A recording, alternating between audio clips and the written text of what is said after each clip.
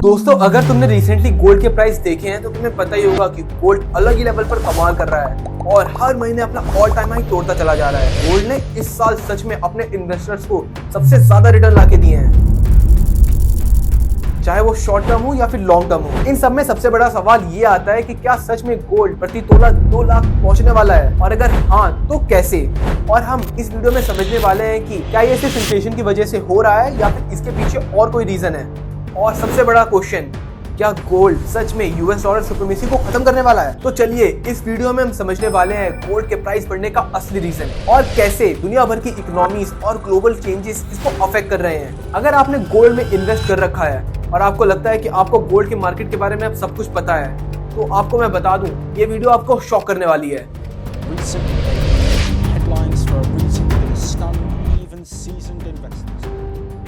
दोस्तों, सबसे पहले समझते हैं कि गोल्ड का प्राइस बढ़ क्यों रहा है और इसके अंदर यूएस डॉलर का रोल क्या है। आपने सुना ही होगा कि जब यूएस डॉलर वीक होता है तो गोल्ड डिमांड हाई होती है, पर ऐसा क्यों?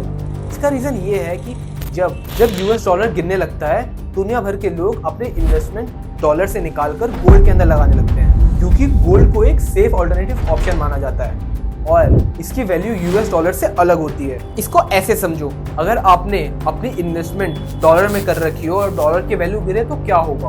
आपको ऑटोमेटिकली लॉस होगा, आपकी वेल्थ कम होगी। बट गोल्ड के केस में इसका ऑपोजिट होता है। जैसा कि आपको पता है, गोल्ड अपनी वैल्यू प्रिजर्व करता है और ओवर द टाइम गोल्ड की वैल्यू बढ़ती ही है। अगर आपने अपनी इन्वेस्टमेंट गोल्ड में कर रखी होगी तो आपकी वेल्थ ऑटोमेटिकली प्रिजर्व हो जाएगी और ओवर द टाइम आपको प्रॉफिट ही देगी। इसी वीडियो में आगे आपको मैं बताऊंगा कि ऐसा है क्यों। अब इसको आप एक एग्जांपल से भी देख सकते हो। आपको याद है जब 2022 के अंदर रशिया यूक्रेन वॉर शुरू हुआ था, तब डॉलर वीक हुआ था।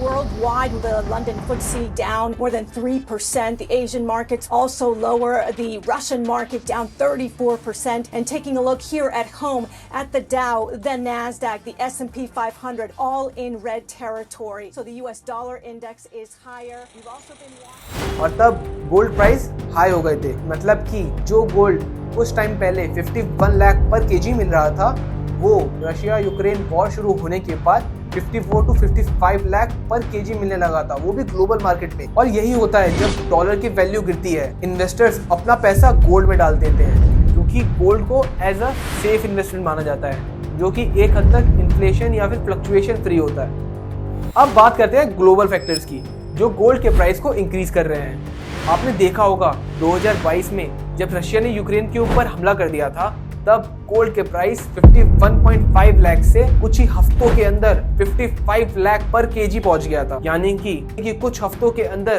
5 से 10% की हाइक, जो कि सच में बहुत ज्यादा थी। ये सिर्फ एक पॉलिटिकल क्राइसिस था, बट इसने गोल्ड को सेफ हेवन एसेट बना दिया। ग्लोबल अनसर्टेनिटी, इसका मतलब ये होता है जब किसी कंट्री के पॉलिटिकल या फिर मिलिट्री डिसीजन वर्ल्ड के ट्रेड, इकोनॉमी या फिर पीस को अफेक्ट करने लगते हैं और लोगों को ये नहीं पता होता कि आगे क्या होने वाला है, तब इसको बोलते हैं जियोपॉलिटिकल अनसर्टेनिटी। और इसी का एग्जांपल है Russia Ukraine war, middle eastern conflict, China US tension.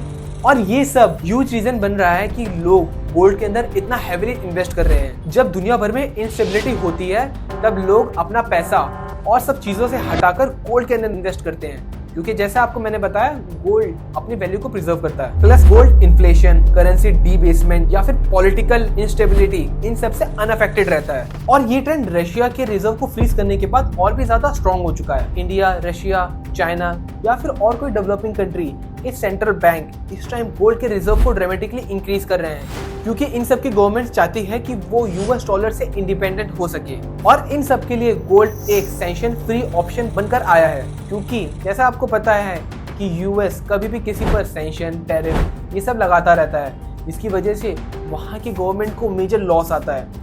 तो इस टाइम ये सारी डेवलपिंग कंट्रीज ट्राई कर रहे हैं कि वो यूएस डॉलर से इंडिपेंडेंट हो सके। चलो अब साथ ही साथ बात करते हैं इन्फ्लेशन इफेक्ट की गोल्ड के ऊपर। क्या आपको पता है कि पेंडेमिक खत्म होने के बाद जो स्टिमुलस पैकेज दिया गया था इकोनॉमी को दोबारा चलाने के लिए, फाइनेंशियल पुश, उससे ग्लोबल इन्फ्लेशन बढ़ गया और लोगों का अपनी करेंसी के ऊपर से कॉन्फिडेंस लूज हो गया, जिसकी वजह से लोगों ने अपनी इन्वेस्टमेंट अपनी करेंसी से हटाकर गोल्ड के अंदर डाली, क्योंकि लोगों को पता था गोल्ड एक ऐसा एसेट है जो करेंसी डी-इवैल्यूएशन और इन्फ्लेशन को बीट करता है। पिछले 2-3 साल में गोल्ड ने अपनी वैल्यू को बहुत अच्छे से प्रिजर्व किया है और इन्वेस्टर्स को अच्छे खासे रिटर्न भी दिए हैं, और इसी को बोलते हैं इन्फ्लेशन हेज कॉन्सेप्ट, जो हमने 2008 फाइनेंशियल क्राइसिस में देखा था और रिसेंटली 2020 पेंडेमिक में भी देखा है, जब गोल्ड का प्राइस सडनली स्काईरॉकेट हो जाता है। और इन सब के साथ करेंसी वीकनेस भी एक मेजर फैक्टर है गोल्ड का प्राइस बढ़ने में, क्योंकि आपको पता ही होगा जब करेंसी वीक होती है, इसका एग्जांपल आप हमारे खुद की करेंसी INR से देखो कि INR ने अपनी डॉलर के अगेंस्ट वैल्यू लूज करी है,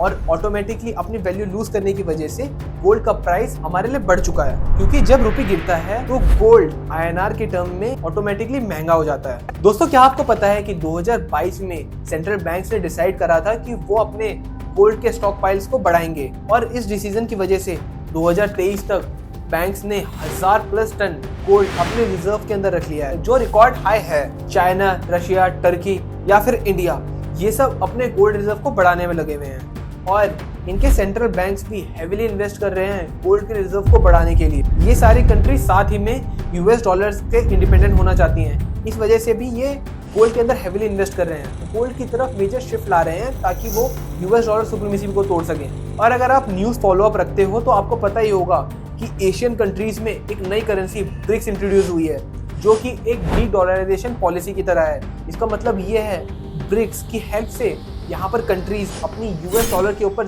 डिपेंडेंसी कम करना चाहती है, और यही सब फैक्टर है जो गोल्ड के प्राइस को इंक्रीज करते जा रहे हैं। और इसी ट्रेंड का इंडिया में भी बहुत बड़ा इम्पैक्ट आया है, क्योंकि इंडिया के अंदर RBI reserve bank of India तक ने अपने गोल्ड स्टॉक को इंक्रीज कराया और गोल्ड के अंदर हेविली इन्वेस्ट कराया, अपने गोल्ड रिजर्व को बढ़ा रहे हैं जियोपॉलिटिकल अनसर्टेनिटी की वजह से। तुम समझ रहे हो, गोल्ड को अपना रिजर्व एसेट बनाकर ये सारी कंट्रीज अपने करेंसी रिस्क हेज को कम करते जा रहे हैं। अब बात करते हैं इंडियन स्पेसिफाइड फैक्टर की, जो गोल्ड के प्राइस को इंक्रीज कर रहे हैं। तुम्हें पता ही होगा कि हमारे रुपये की वैल्यू गिर रही है, जिस वजह से ऑटोमेटिकली गोल्ड का प्राइस INR के टर्म्स में बढ़ता जा रहा है, क्योंकि जब रुपये वीक होता है तो गोल्ड ऑटोमेटिकली एक्सपेंसिव होता जाता है, क्योंकि इंडिया अपना सारा गोल्ड इम्पोर्ट करता है, इसलिए रुपये की डेप्रिसिएशन ने गोल्ड प्राइस को मैग्नीफाई किया है। और दूसरा रीजन है गवर्नमेंट पॉलिसीज, यानी कि इंपोर्ट ड्यूटीज और टैक्सेशन। तुमने सुना होगा 2024 में जब कस्टम ड्यूटी कट करी गई थी, तब गोल्ड का प्राइस 6 से 10% तक गिर गया था। ये मूव गोल्ड स्मगलर्स को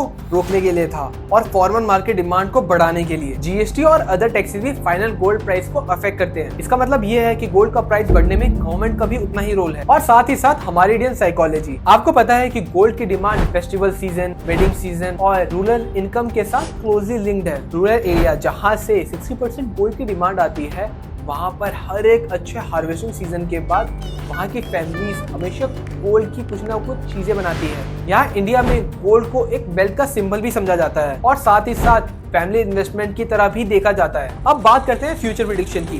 क्या सच में गोल्ड 2 लाख प्रति तोला जा सकता है? तो इसका आंसर है हाँ। तुम्हें पता है, जब अनसर्टेनिटी होती है तो गोल्ड का प्राइस इंक्रीज करता है, और आप जैसे अपने आसपास देख ही पा रहे होगे कि अनसर्टेनिटी यहाँ पर खत्म होने का तो नाम ही नहीं ले पा रही। जियोपॉलिटिकल टेंशन, इन्फ्लेशन फियर और गवर्नमेंट पॉलिसीज और ग्लोबल फाइनेंशियल इंस्टेबिलिटी को देखते हुए गोल्ड का प्राइस फॉर श्योर इंक्रीज करेगा। हमारी सेंट्रल बैंक भी गोल्ड एक्यूमुलेट कर रही है, जिसकी वजह से मार्केट के अंदर सप्लाई टाइट हो रही है। सप्लाई टाइट है, डिमांड हाई है, तो क्या होगा? साथ ही साथ एक और पॉइंट ऐड करना चाहता हूँ, इसके अंदर एक इंटरेस्ट रेट काफी इंपॉर्टेंट फैक्टर रहेगा। अगर सेंट्रल बैंक इंटरेस्ट रेट कम कर देते हैं तो हो सकता है कि गोल्ड का प्राइस थोड़ा डाउन आ जाए, but as a long term investment gold आपको बेनिफिट ही करेगा। और दूसरी